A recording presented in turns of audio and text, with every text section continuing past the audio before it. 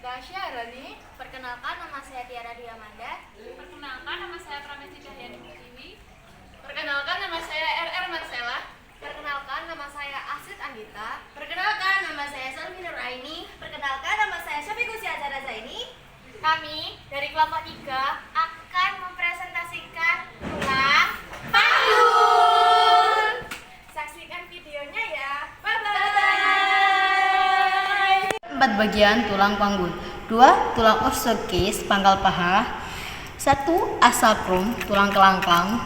1 tulang oksigius tulang tungging. Saya akan menjelaskan pangkal paha. Dibagi menjadi 3. Yang pertama ada os ilium yaitu tulang usus. Yang kedua ada os isium yaitu tulang duduk. Dan yang ketiga ada os pubis yaitu tulang kemaluan. Saya akan menjelaskan batas atas tulang usus yang memiliki pinggiran tebal yang disebut kristal iliaka.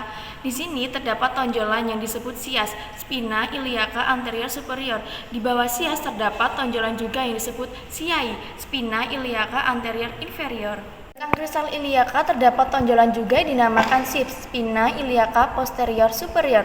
Di bawahnya sips terdapat sipi, spina iliaka posterior inferior. Selanjutnya, saya akan menjelaskan. Di bawah sipi terdapat tekikan yang besar disebut iskura ischiatica mayor.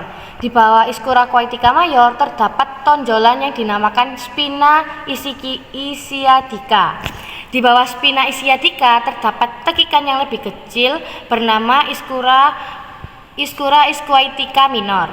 Cilium terdapat lajur yang disebut linea terminalis, yang merupakan batas antara panggul besar dan panggul kecil. Selanjutnya, saya akan menjelaskan tentang tulang duduk. Tulang duduk yang tebal ini berfungsi untuk menopang badan saat kita duduk disebut dengan tuber ischiadicum. Tulang kemaluan yang membatasi 2 buah lubang disebut dengan foramen obturatorium. Nah, di sampingnya terdapat mangkok sendi yang disebut dengan acetabulum. Selanjutnya, saya akan menjelaskan tangkai tulang kemaluan yang berhubungan dengan tulang usus disebut dengan ramus superior ossis pubis. Sedangkan tangkai kemaluan yang berhubungan dengan tulang duduk disebut dengan ramus inferior ossis pubis. Ramus kiri dan kanan yang berbentuk segitiga disebut dengan anfus pubis. Selanjutnya, saya akan menjelaskan tulang kelangka atau os sacrum yang memiliki 5 ruas senyawa, 5 buah lubang disebut dengan foramina sacralia anteriora. Lubang-lubang ini akan dilalui oleh urat-urat saraf yang akan membentuk plexus sacralias di atas os sacrum terdapat tonjolan yang disebut promontorium. Kemudian di bagian tengah terdapat 2 kat berduri yang disebut dengan kristal sacralis. Selanjutnya saya akan menjelaskan tentang tulang tungging.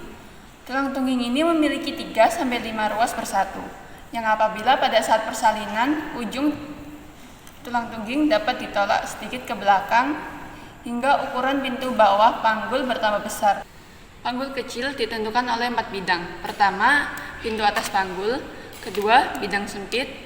Ketiga, bidang luas panggul. Yang terakhir, pintu bawah panggul.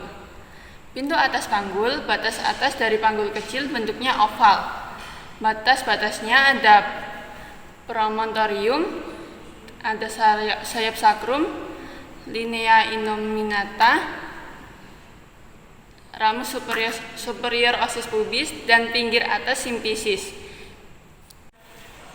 Selanjutnya, pintu bawah panggul terdiri dari 2 segitiga dengan dasar yang sama, yaitu garis yang menghubungkan 2 tuber ischianicum kiri dan kanan.